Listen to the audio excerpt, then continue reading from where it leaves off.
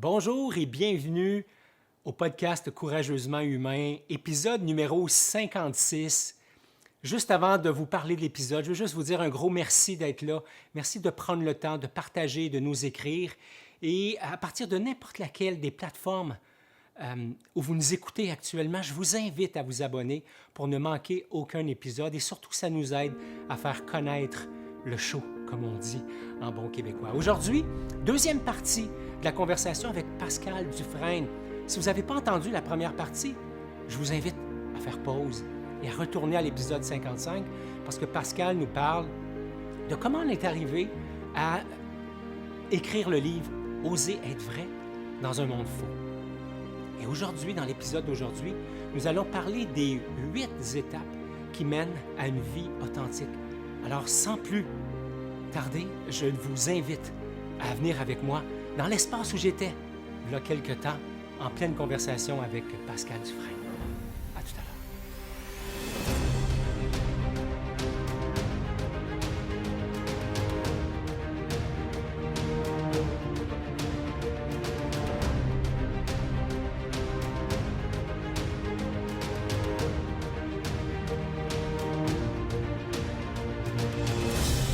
Alors, arrêtons de faire semblant d'en parler, parlons-en.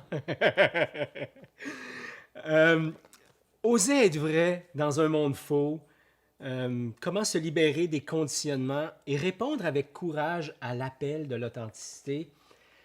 Euh, Comment t'en es arrivé? Évidemment, tu nous as parlé de ton histoire jusque-là, puis des différentes facettes de ton voyage, mais spécifiquement, voilà, comment t'en es arrivé à dire, OK, moi, ça va être ça, le sujet de mon deuxième livre? Moi, j'écris sur mon propre chemin, hein, comme je te disais tantôt. Fait que moi, mon chemin de vie, c'est l'authenticité. Mhm. Même s'il y a 15 ans, je n'étais pas capable de dire. Parce qu'on se dit tout qu'on est authentique. Mm. Tout le monde à qui on pose la question, es-tu authentique? On dit, ben oui, je suis authentique. Donc, moi, je pensais que j'étais authentique. C'est qu'à un moment donné, j'ai réalisé que, ben non, ouais, je ne suis pas moi. Je suis sans Mm. cesse à la remorque de. Puis j'en ai assez de ça, tu sais. Et j'ai commencé à travailler, à enseigner dans des programmes de développement du leadership authentique et humaniste. J'ai fait la connaissance de personnes extraordinaires qui transportaient avec eux des pratiques. Donc, une de ces personnes-là, c'est ma mentor, Chantal, qui elle-même avait eu un mentor qui a maintenant pris sa retraite, évidemment. Mais eux, ils transportent avec eux des pratiques, des enseignements depuis des dizaines et des dizaines et des dizaines d'années. Fait que moi, je suis Mhm. arrivée là-dedans. Puis, donc, c'est ce qu'on travaillait, l'authenticité des leaders. Et là, j'ai fait, my God, c'est extraordinaire ce qui se passe dans ces programmes-là. Et là, j'ai dit à ma mentor, Chantal, j'ai dit, écoute, moi, là, ça a changé ma vie là, de ces pratiques-là, ces enseignements-là. Ça a changé la vie de tellement de monde, mais on était comme underground, tu sais, c'est vraiment du bouche à oreille. Les gens viennent nous voir parce que leur patron est venu, parce que bon. Mais là, il faut que ça sorte du garde-robe. Mhm. Alors, c'est comme ça que m'est venue l'idée dans un. Puis le sens de ça, c'est pérenniser. Pérenniser ces enseignements-là et les rendre disponibles à plus de gens. Fait que c'est sûr que, bon, puis moi, je suis allée, avec l'aide, avec le soutien de ma mentor qui m'a, guidée pour m'assurer que tout était cohérent. Fait que moi, j'ai utilisé de ces enseignements-là, j'ai rajouté des choses de ma pratique, plus 2020, j'ai monté un processus. Bon, puis avec ma mentor Chantal, je me suis assurée que c'était cohérent. Moi, c'est une de mes valeurs principales, c'est la cohérence. Le sens, la cohérence, la liberté. euh, Donc, mais là, mon défi, c'était de devoir vulgariser et rendre ça accessible parce que c'est quand même des trucs qui sont assez, tu sais, c'est des processus, là, tu sais, nous, qu'on fait expérimenter aux leaders, mais donc, il fallait que je vulgarise, que je rende ça simple, que je rende ça accessible. Mhm. Fait que je me suis donné ce défi-là, mais pour moi, c'était clair qu'il fallait que qu'on rende accessible ça. Puis, ben, pourquoi l'authenticité? Parce que c'est mon chemin de vie. Mhm. Ouais, c'est Ouais. comme aussi simple, aussi complexe que ça. Mm. Donc, le livre parle justement d'un voyage. Euh, et ce qui est intéressant, ce que je trouve vraiment intéressant, d'ailleurs, je t'avais envoyé un petit, j'avais répondu à un courriel à un moment donné ou à un message, je me souviens plus, ou peut-être sur LinkedIn. Mais une des choses que j'aime beaucoup à l'intérieur de ton livre, c'est que tu utilises trois personnages que tu fais évoluer tout au long de ton livre. Je pensais de me rappeler par cœur les prénoms, mais en tout cas, c'est pas vraiment grave. Il y a Alain, il y a Pierre et il y a Suzanne, voilà. Et ton livre est présenté sous forme d'un voyage avec 8 différentes étapes. J'ai envie, si l'élan est là pour toi, qu'on les regarde de façon sommaire. Évidemment, on ne va pas lire le livre pour nos auditeurs, on va plutôt les inviter à en faire l'achat, puis on pourra donner ces coordonnées-là tout à l'heure, à la fin de l'entrevue, de la conversation. Commençons par, comment en es-tu arrivé à dire, OK, mais il y a 8 étapes? Ouais. Ben écoute, moi, tu sais, bon, maintenant, je suis une fille qui travaille l'humain, mais je suis quelqu'un de très organisé, de très structuré. Et Oui. j'aime ça, moi, quand les choses sont claires, puis qu'on comprend la démarche, puis où on Mhm. s'en va. Puis dans mon premier livre, qui était Entre la tête et le cœur, c'est un hasard là, pour moi d'avoir publié ce livre-là. J'avais un paquet de textes, un paquet d'écrits, puis à un moment donné, ça a résonné pour des gens. On m'a proposé d'écrire ce livre-là, mais là, je me suis dit, il faudrait que je le structure, tu sais, dans Mhm. des étapes de changement. Puis, j'étais tombée sur le modèle du héros, le voyage du héros.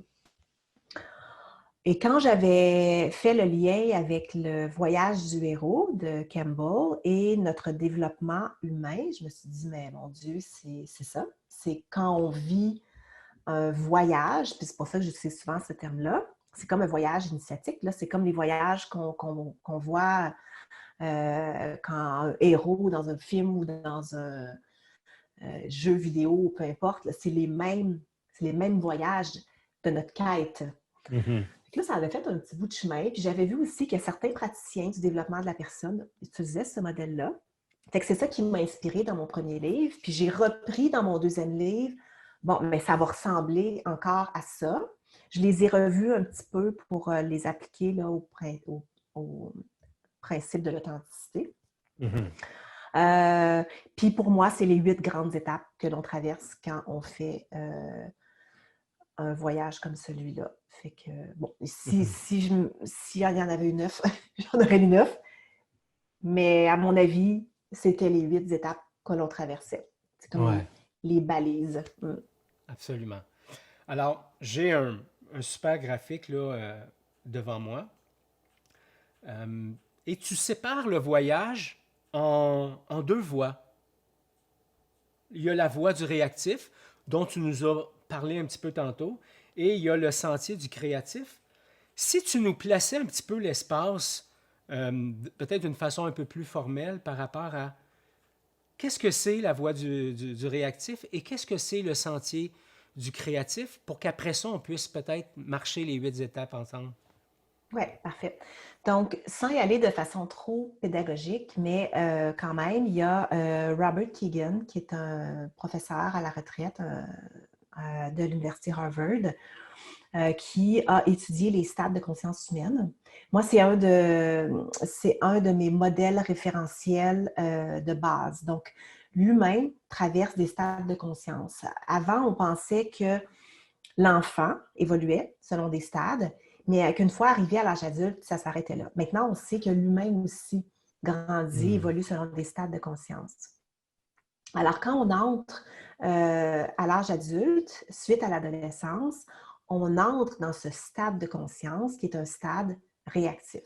OK? Donc, ce que ça veut dire, c'est que on sort de l'adolescence, on est dans nos rôles, notre conscience est en lien avec le monde qui nous entoure, avec notre environnement extérieur, donc par rapport à nos rôles. Puis, tu sais, parce que c'est ça qu'on a appris là, depuis qu'on est tout petit. Donc, et donc, c'est un monde qui est plus ou moins conditionné, tu sais, parce qu'on réagit, c'est pour ça qu'on l'appelle le mode réactif, par rapport à ce que notre environnement ou ce qu'on comprend que notre environnement nous demande. Exact. Fait que c'est comme ça qu'on arrive à l'âge adulte. C'est pour ça que tantôt, je disais, Ghislain, tu sais, c'est pas mal. C'est Mhm. juste une étape de développement. Exact. Et si on ne fait rien, si on reste dans cette inconscience-là, parce que c'est un mode qui est plutôt automatique, tu sais, c'est des réflexes, on a toujours appris à fonctionner comme ça, fait qu'on pourrait passer le reste de nos jours dans cet état relatif d'inconscience. On dit qu'il y a Mhm. 65% des leaders qui fonctionnent en permanence sous ce mode réactif.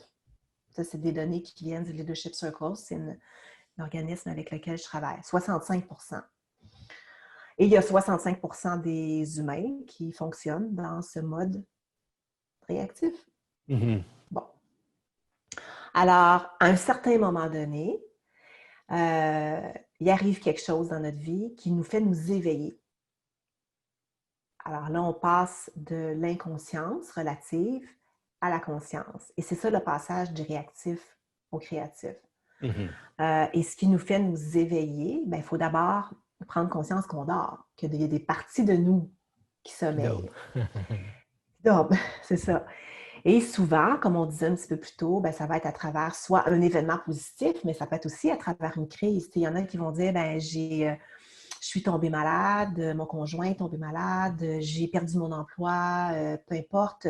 Et il s'est passé quelque chose pour moi, la crise de la quarantaine, la crise de la cinquantaine. Et là, je me suis ouvert à autre chose. Pour certains, ça va être, je me suis découvert une passion, j'ai trouvé un... Mais il se passe quelque chose. Mhm. Il y a un appel. Exact. Et on ressent cet appel-là à être conscient. Et donc, ce graphique-là que tu es en train de regarder, qui a des étapes, c'est dans le réactif, parce qu'il faut passer par là. Après ça, il y a des étapes dans le créatif. Et c'est important de dire que, tu l'as mentionné un petit peu au début, c'est pas noir et blanc, tu sais, on n'est pas dans le Mhm. réactif, dans le créatif. C'est une pratique quotidienne. C'est comme, souvent je dis, l'authenticité, c'est comme le café au lait, tu sais.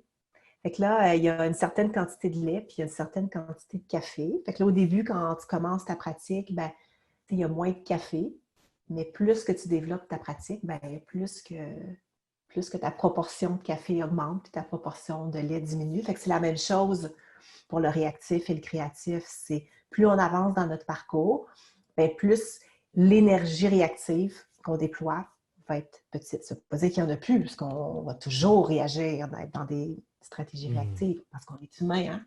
Fait que, Ouais. on est courageusement humain. Puis être courageusement humain, c'est faire face à ça, c'est faire face qu'on est bien imparfait, puis on réagit. Tu sais. On a des réactions, des dizaines de... Tout à fait. Tout à fait.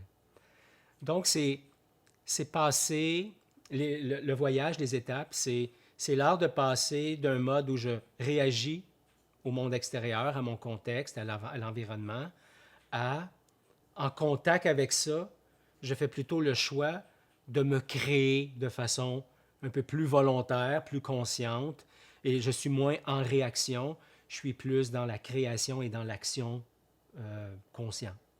Exact, à partir de mon sens, de mon Mhm. intention, de la vision de ce que je souhaite créer comme impact pour moi et pour l'autre. Donc là, on est dans un Mhm. mode de fonctionnement créatif. Puis tu sais, mettons qu'on voulait donner un exemple concret, là, tu sais, très, très de base, là, mettons que, je sais pas, moi, mettons qu'aujourd'hui, je reçois une demande pour un nouveau mandat d'un client. Bon. Dans le mode réactif, ce qui serait là pour moi, et ça, à partir de quoi je prendrais ma décision, ce serait plutôt une peur. Je ne peux pas dire non à ce client-là, c'est un bon client. Mhm. Je ne suis pas sûre si le thème m'intéresse tant que ça, mais je ne peux pas y dire non. Puis d'ailleurs, si je manque d'argent, ce serait bien bête que je dise non à un nouveau contrat. Fait que ce serait ça la conversation que j'aurais à Mhm. l'intérieur de moi. Et là, Exact. je dirais oui. Mettons, je dirais oui. Puis là, mais c'est inconscient tout ça.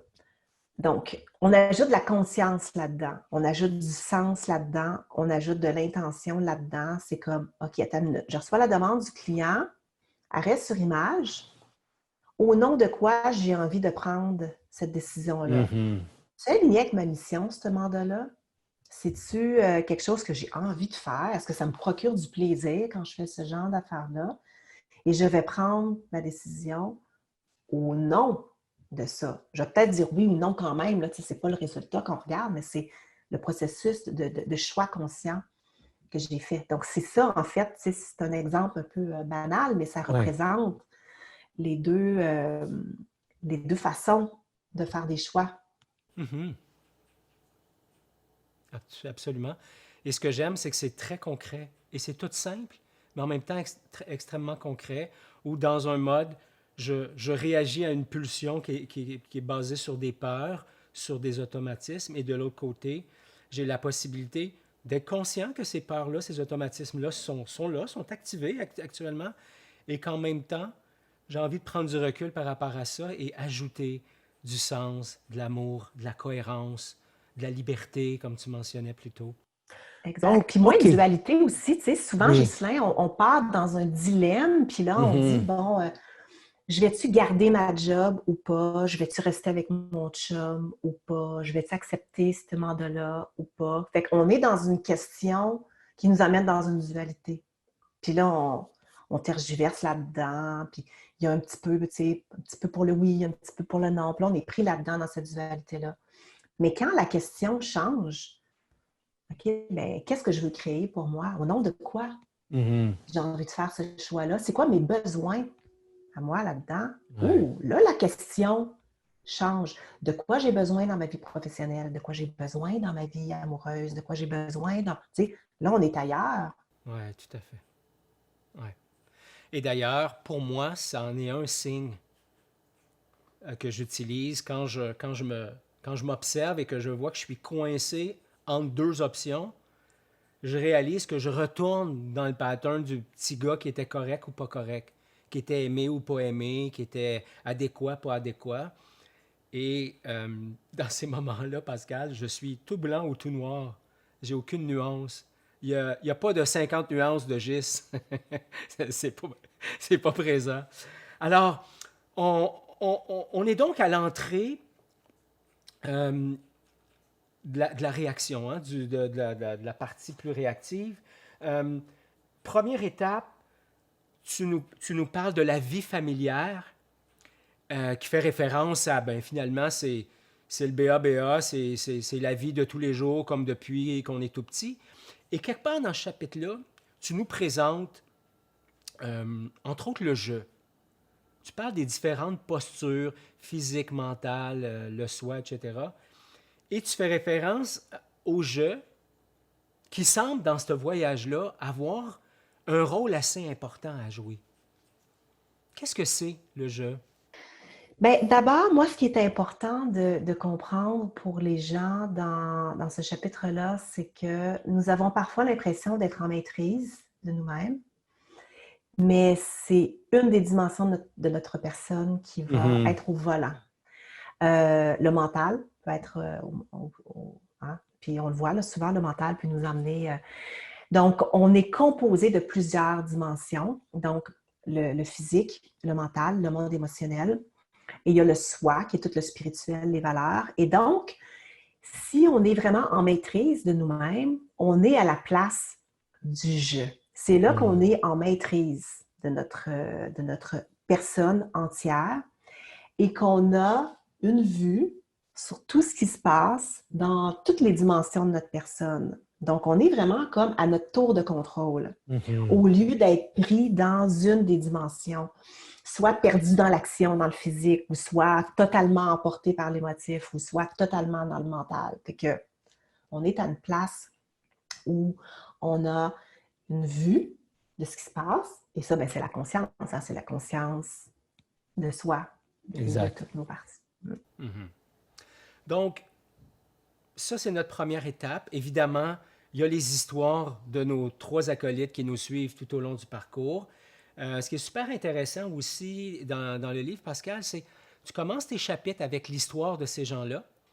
Après ça, tu nous amènes euh, une connaissance par rapport au fonctionnement de l'humain. Donc, tu expliques en quoi ces gens-là réagissent à leurs pulsions naturelles ou à leurs élans réactifs naturels, et tu nous donnes de la perspective par rapport à ça, pour après ça, à la fin du chapitre, nous offrir des exercices ou des réflexions vers lesquelles on peut, d'une façon, je dirais, plus outillée, mais aussi mieux appuyée, plus centrée, passer de façon consciente à l'étape suivante. Et ça, je trouve ça vraiment très bien. On n'est pas juste dans la théorie, mais on n'est pas dans la pratique de façon outrance sans être déconnecté de quelque chose qui a un sens. Alors, je trouve ça très riche. Oui, je suis contente que tu dises ça parce que, encore, ça, c'est mon souci de cohérence. Hein? Ouais. D'abord, un humain apprend par l'expérimentation. Et on n'est pas juste une tête. Tu sais, pour moi, Mm. lire un livre, apprendre des modèles, je suis capable de faire ça, là, puis j'aime ça, puis je tripe à lire des modèles, mais c'est pas comme ça qu'on se développe. Alors, Exact. par souci de cohérence, j'ai voulu toucher dans le livre à la fois la tête, le mental, il veut comprendre, c'est correct, on donne à travers les explications, mais je voulais toucher aussi le cœur par les histoires. Et je voulais mettre les gens en action avec les exercices. Alors, comme j'explique qu'on est une personne complète, je voulais que mon livre adresse la personne complète. Puis, tu sais, moi, je lis toutes sortes de livres, mais souvent, mettons, tu sais, je sais pas, si je vois quelque chose qui est trop rationnel ou qui est uniquement rationnel, ben là, il manque, là, OK, mais je vais m'y prendre comment, là? Mhm. Tu sais, je comprends mentalement. Ouais, Si c'est seulement qu'inspirationnel, ben c'est beau, tu sais, ben, j'aimerais ça, je tendre vers ça, c'est beau, mais là, encore une fois, je fais ça comment? Fait que exact. j'ai voulu, mon intention, c'était justement que ce soit complet. Je m'inspire, en même temps, je comprends, puis après ça, on me dit comment je peux faire. Mhm. Génial. En tout cas, c'est exactement, moi, l'expérience que j'ai vécue à travers la lecture jusque-là. Je trouve ça vraiment intéressant. Donc, on est dans la vie familière. C'est le temps de passer à la deuxième étape que tu as intitulée L'appel à l'aventure. De quoi il est question à cette étape-là, Pascal? Ouais. Dans l'appel à l'aventure, ben c'est l'éveil. Hein? C'est l'éveil. À un moment donné, tu entends un murmure à ton oreille. Euh, pour moi, ça fait un peu comme ça, hein, un murmure à l'oreille qui dit écoute, la petite Pascal, là, tu sais, euh, tu es assez. Il me semble que ce serait temps que tu arrêtes d'en faire autant pour avoir de la valeur, pour être aimé. Fait qu'on a tous des appels comme ça dans notre vie qui nous proviennent de toutes sortes de façons. On peut ne pas les entendre, on peut faire semblant de ne pas les entendre ou ne pas les entendre tout court, ou ils peuvent se présenter de toutes sortes de formes, Mhm.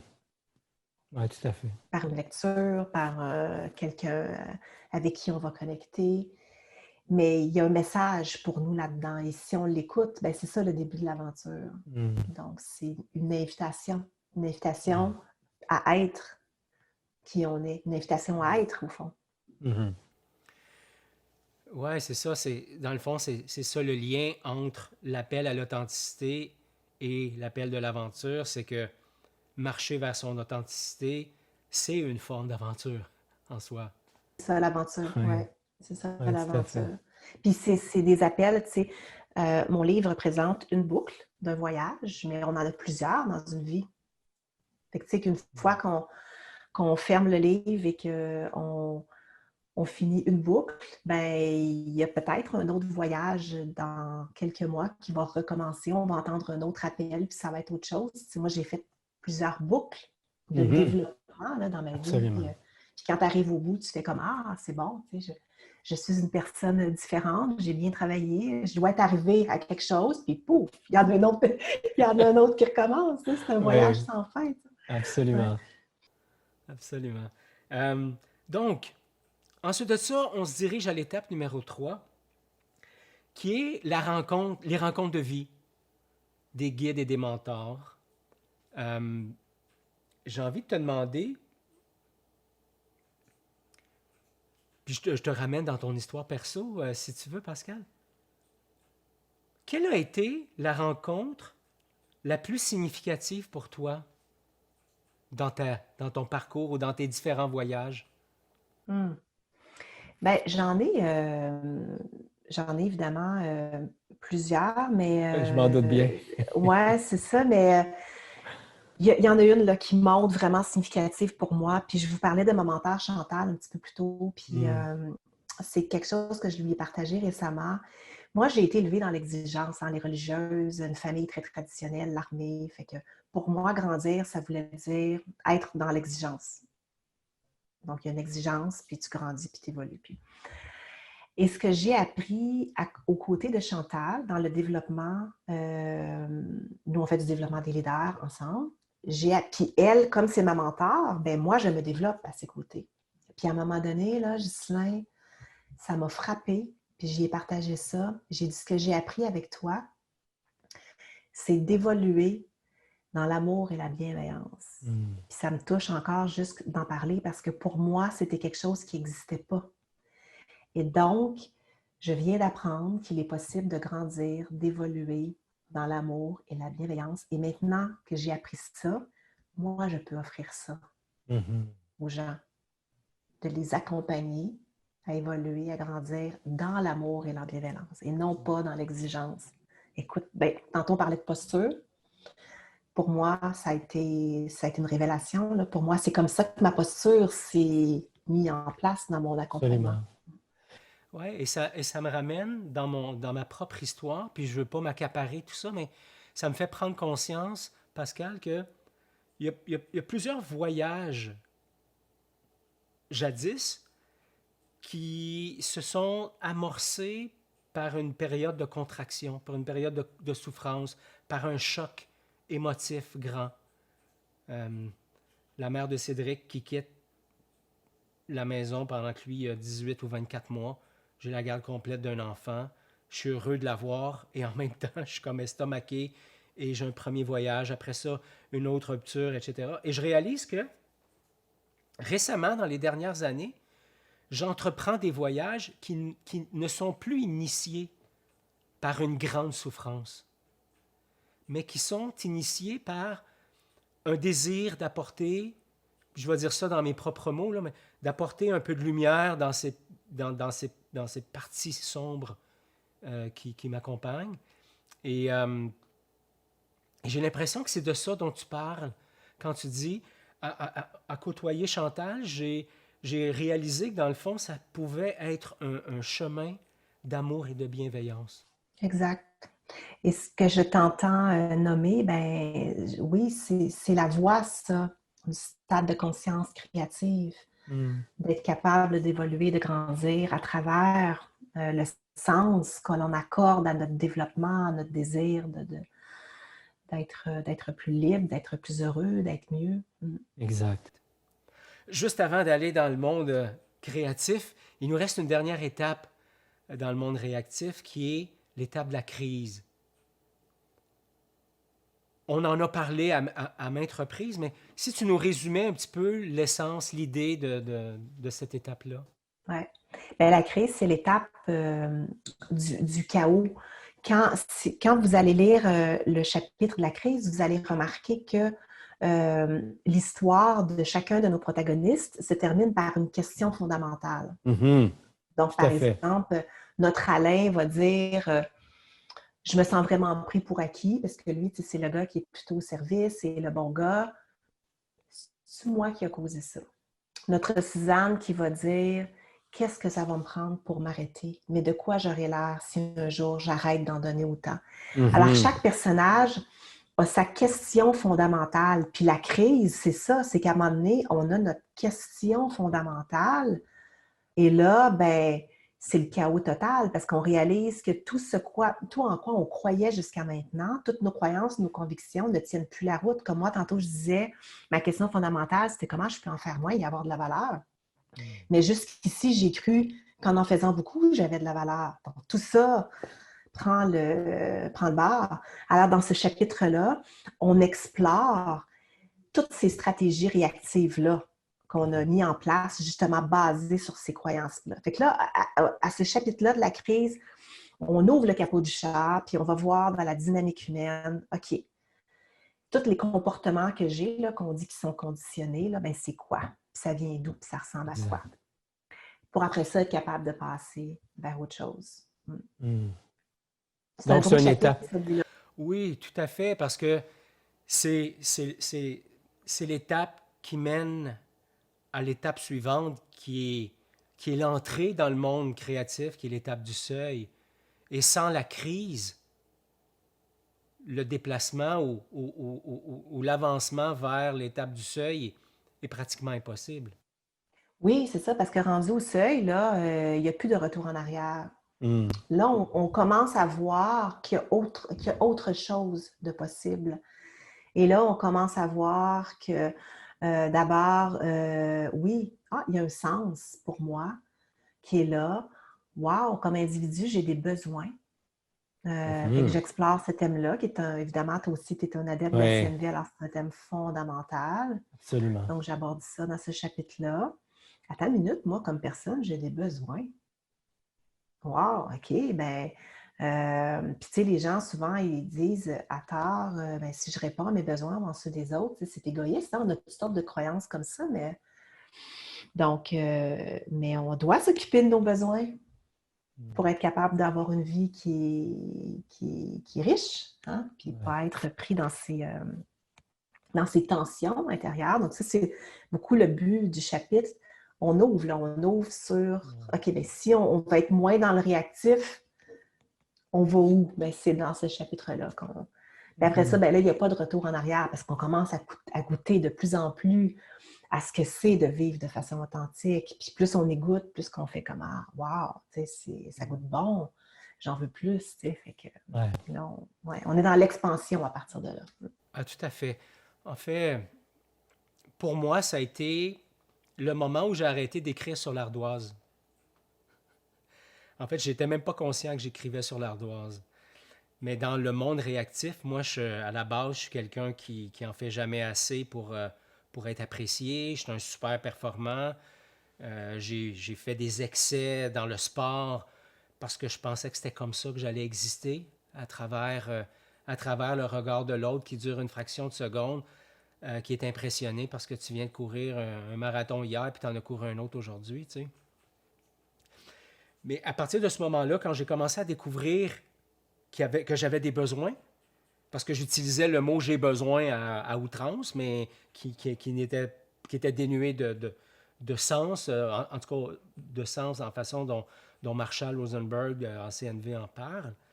Et je me suis rendu compte que je faisais des choses, je prenais soin des besoins de l'autre pour avoir en retour quelque chose. Et en ce sens, j'écrivais sur l'ardoise. À son insu, évidemment. Et ça me permettait, quelque part dans mon parcours, de lancer au visage de ma blonde, de mon fils, j'ai tout fait ça pour toi. Et en retour, j'ai pas. Et là, je me suis rendu compte que j'utilisais beaucoup l'ardoise. Et que si je prenais soin moi-même de mes propres besoins, sans devenir égoïste, parce que c'était ma crainte dans mon modèle de fonctionnement, si je prends soin de moi et que j'arrête de prendre soin des autres comme je le fais, et que j'arrête d'être aussi performant, mais qui va avoir envie de m'aimer? C'était ma question fondamentale. Alors, ça a été le début du seuil et je comprends tellement pourquoi il y a une partie importante sur les besoins dans cette étape-là, parce que c'est la découverte qu'il y en a plusieurs qui cohabitent, mais d'abord, la première prise de conscience, c'est Hey, j'en ai. Et il est à peu près temps que je m'en occupe. Exact. Puis j'aime ça quand tu te racontes comme ça là-dedans parce que ça, c'est quelque chose qui revient tellement souvent, tu sais. J'ai tout fait pour toi, je t'ai tellement soutenu. Donc, de reconnaître que quand je fais cela pour toi, je nourris mon propre besoin de contribution, d'être utile. Moi, pour moi, ça avait été un grand enseignement quand justement j'avais commencé la CNV parce que c'est de reconnaître que c'était ma stratégie à moi pour nourrir mon propre besoin de contribuer, d'être aimé, d'être apprécié, etc. Exact. Puis l'autre n'avait rien à voir là-dedans. C'est quand j'ai dit, écoute, j'ai tout fait pour toi, mais tu sais, donc, on se responsabilise face à Oui, nos besoins. Mm. ouais, absolument. Euh, donc, on part du seuil, on prend conscience, et là, peu à peu, on est prêt à passer à l'étape suivante, qui est le, qui est le début d'une super belle rencontre, c'est-à-dire se rencontrer soi-même. Exact. La rencontre avec soi-même, et ça, oui, ça, c'est un gros chapitre très significatif pour moi parce que la rencontre avec soi-même, dans le livre de Joseph Campbell, là, dans Le visage aux mille héros, d'où on apprend sur le voyage du héros, tu sais, on dit que tous les héros, dans tous les films, dans tous les mythes, doivent aller à la rencontre d'un démon. Tu sais. Fait qu'on Mhm. voit ça là, tu sais, dans tous les films. Bon. Alors, nous aussi, si on veut grandir, on doit aller face à nos propres démons, face à notre obscurité. Et c'est à partir de cette étape-là dans le livre où on va vraiment en profondeur. Tu sais, on a compris notre dynamique, mais là, on va en profondeur aller voir c'est quoi les empreintes qui sont restées là pour moi de mon passé. On va porter en fait un regard sur notre histoire. Puis là, on ne va pas porter un regard dans le but de guérir ou faire de la... On n'est pas là-dedans. On est plus refaire le voyage avec une autre paire de lunettes. Donc, revoir notre histoire. C'est quoi les empreintes que ça a laissées? Pourquoi? C'était quoi les interdits? Tu sais? Donc, quelle partie de moi j'ai de l'avant? Quelle autre j'ai caché? Et donc, c'est un rendez-vous intime avec soi. Ouais. Et pour ma part, je me suis rendu compte que ça m'a demandé une grande capacité d'accueil. Parce qu'en revisitant certains moments de ma vie qui ont été pour moi d'une grande souffrance, ça me permettait de voir que il y avait de la colère par moments qui était encore présente. Il y avait aussi de la honte, il y avait de la culpabilité, bref, il y avait un cocktail assez complet d'émotions. Et le défi pourrait être à cette étape-là de regarder avec le regard du juge et non pas avec le regard bien aimant et rempli d'amour bienveillant dont tu parlais plus tôt, en contact entre autres avec Chantal, mais qui permet de faire juste prendre conscience que c'est ça qui est là. Que je le veuille ou non, que je veuille le voir ou non, que j'aime ça ou non, ces empreintes émotionnelles-là, elles sont là. Et j'ai un gain à les regarder à travers une lunette bienveillante et juste prendre conscience qu'elle existe.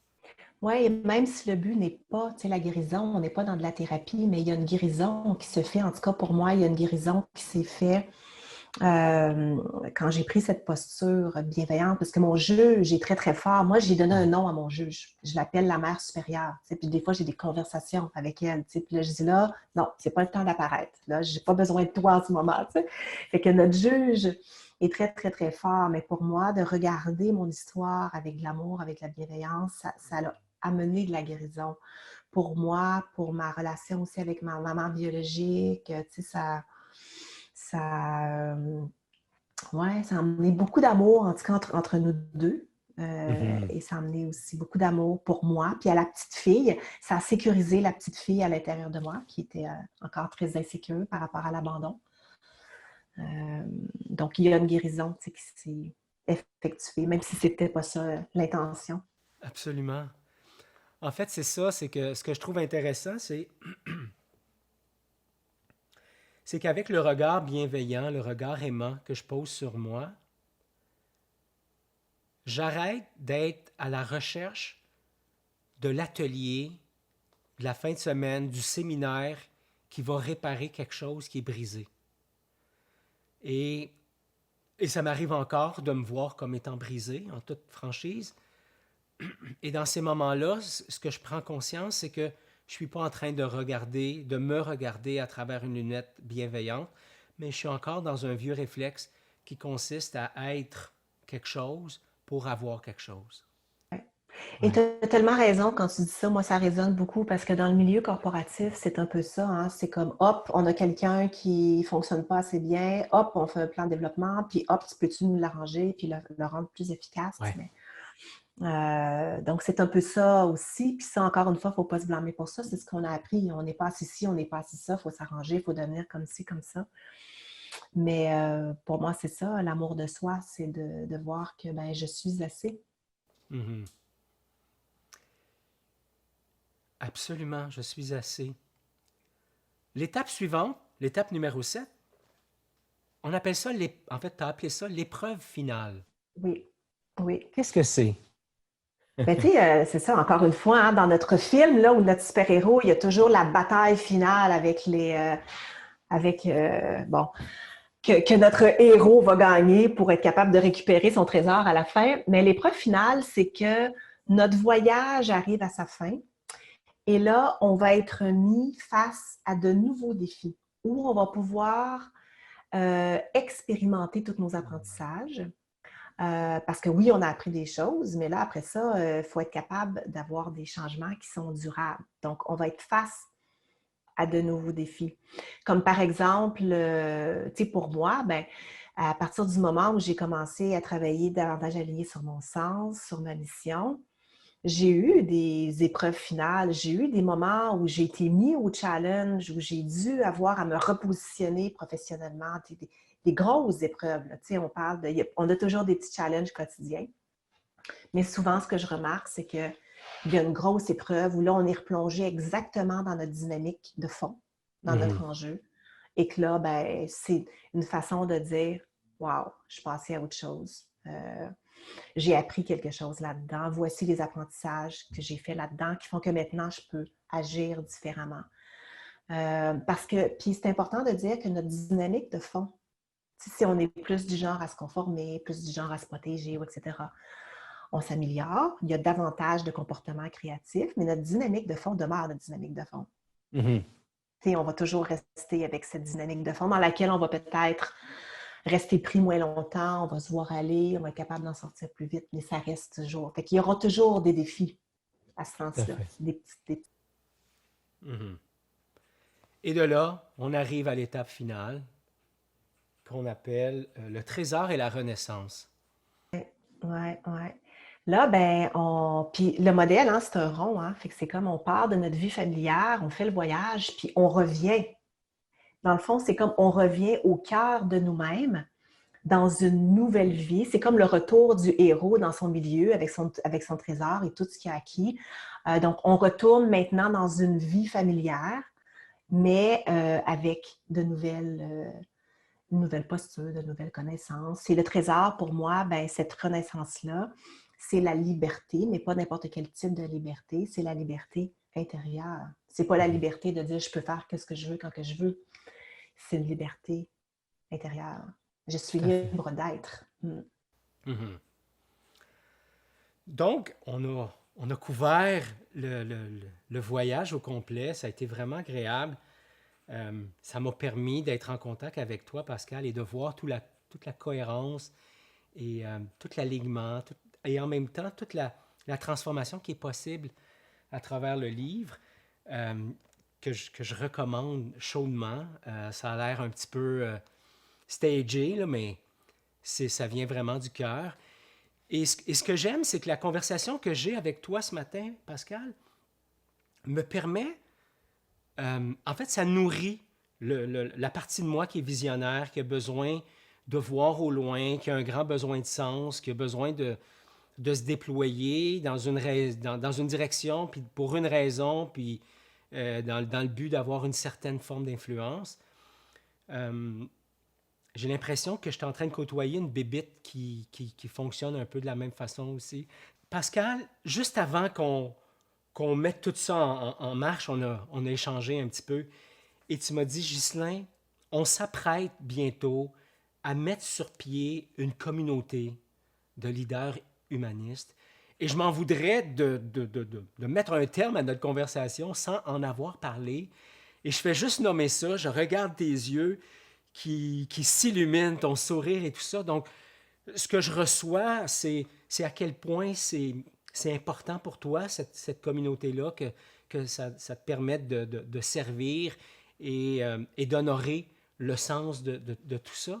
Si tu nous en parlais, qu'est-ce que c'est Si les gens sont intéressés, ils vont où? Bref. Ben, écoute, je sens, moi, l'élan, hein, à plus de vrai, à plus de conscience, à plus d'humanité dans nos organisations. Il y a de plus en plus de leaders Mm. qui me suivent, qui nous suivent en lien avec ça. Fait que là, je me suis dit, ben, il faut faire quelque chose avec ça. Tu sais, il y a un mouvement là, qui est là en ce moment. Fait que il faut rassembler ces leaders-là qui croient là-dedans, dans plus d'humanité, de conscience et d'authenticité, puis les mettre ensemble et leur donner un espace de partage, de dialogue, d'évolution. Alors, moi et Chantal, on a créé leaderhumaniste.com. C'est une communauté qui va démarrer au début janvier. Alors, il va y avoir des invités, il va y avoir des partages d'informations, de contenus, de vidéos de gens qui nous inspirent. Et donc, tout ça pour plus d'humanité, de conscience dans nos organisations. Mm. Mm. Fait que si ça vous Génial. fait vibrer, là, si vous allez voir le site, puis vous lisez ce en quoi on croit, puis vous croyez en la même chose, ben vous êtes à la bonne place. Vous êtes à la bonne adresse. Pascal, mais quel plaisir d'avoir passé un moment avec toi ce matin.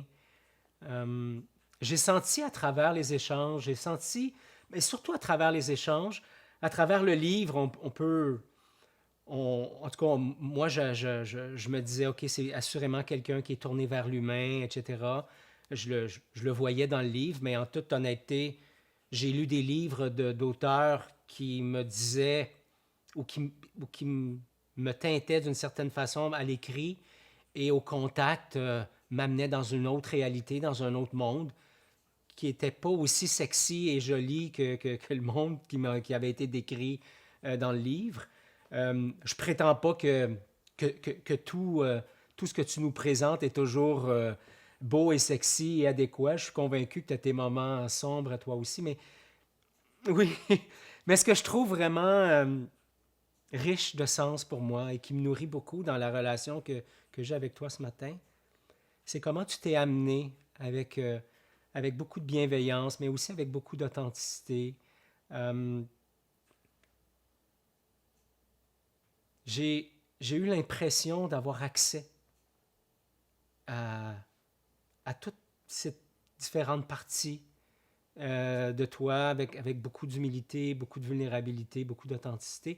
Et pour moi, ça me nourrit. En fait, c'est le sens même de Courageusement Humain, dont tu as toi-même donné la définition plus tôt. Je demande toujours cette question-là à la fin à mes invités, mais comme tu as déjà répondu, je ne vais pas être redondant. J'ai envie de te demander comme